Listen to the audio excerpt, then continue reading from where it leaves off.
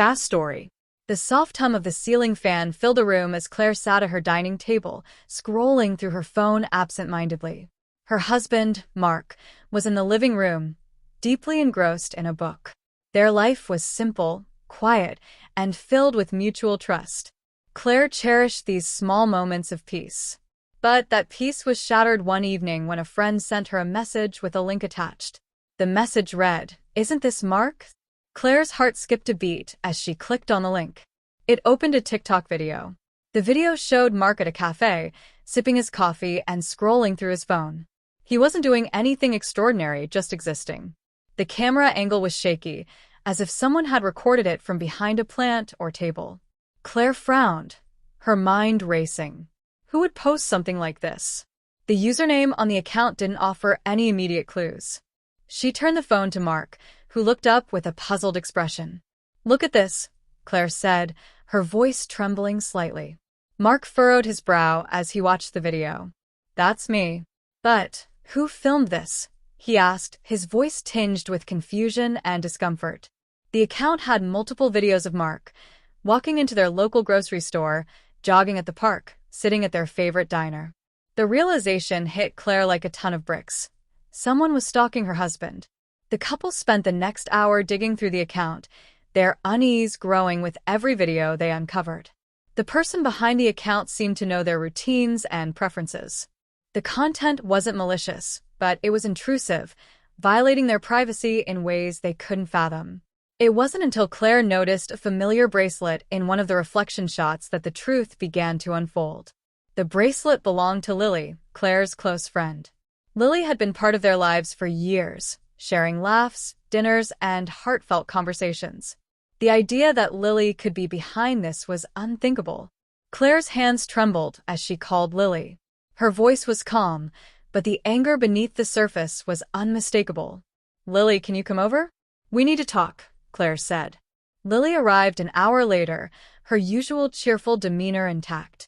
But as soon as Claire confronted her, showing her the videos, Lily's face paled.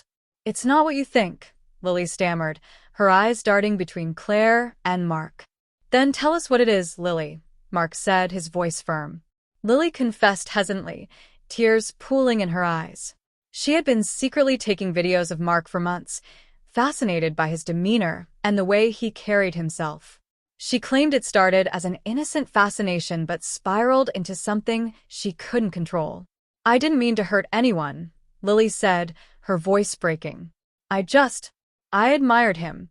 He's so kind," and Claire felt a wave of anger and betrayal wash over her.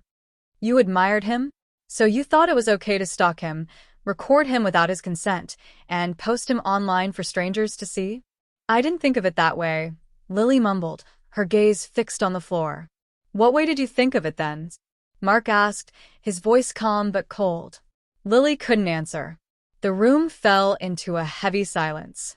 Claire took a deep breath, trying to steady herself. "You've crossed every boundary, Lily," Claire said, her voice steady despite the storm raging inside her. "You've violated our trust, our privacy, and my marriage. This isn't just about admiration. This is obsession." Lily broke down, apologizing profusely, but the damage was done. Claire and Mark knew their friendship with Lily could never recover from this. They demanded she delete every video and photo she had taken of Mark, and Lily reluctantly agreed. As Lily left their home that night, Claire felt an overwhelming sense of loss. Lily had been a friend, a confidant, but her actions had shattered the foundation of their relationship. Mark put his arm around Claire, pulling her close. "We'll get through this," he said softly.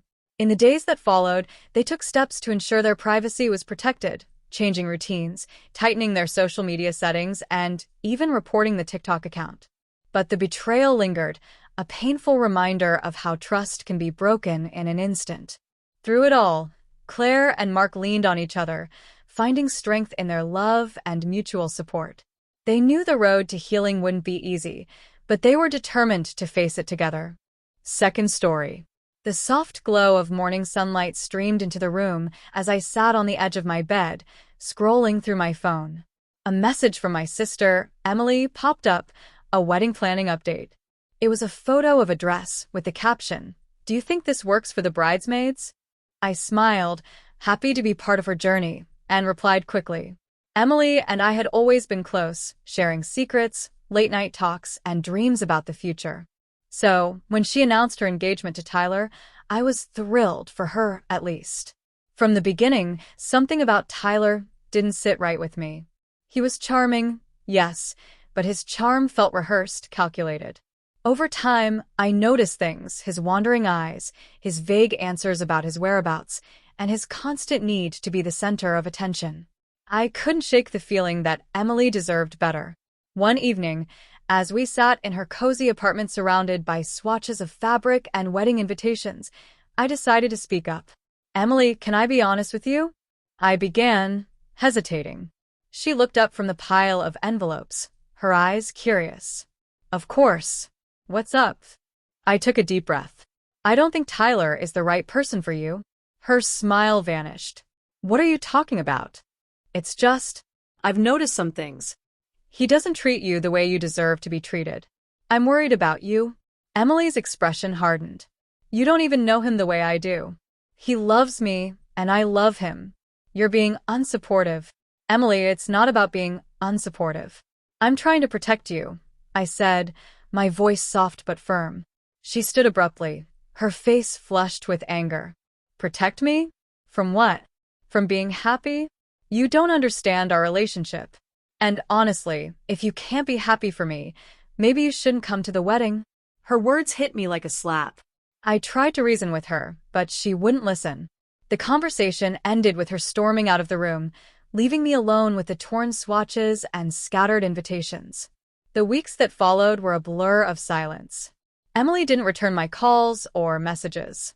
I saw photos of her bridal shower on social media, moments I should have been part of. Friends asked why I wasn't in the pictures, and I had no answer. Then came the official blow, an email from Emily, stating that she had decided to uninvite me from her wedding. The words were cold, formal, and devoid of the warmth we'd always shared. I was devastated, but I told myself I had done what I thought was right. I could only hope she would see the truth in time. The wedding came and went, and life moved on. Emily and I remained distant, each too hurt to reach out. But then, months later, she called. It was late at night, and I almost didn't answer. But something in me couldn't ignore her name flashing on my screen. "Hello," I said cautiously. Her voice was shaky, filled with tears. "Can I come over?"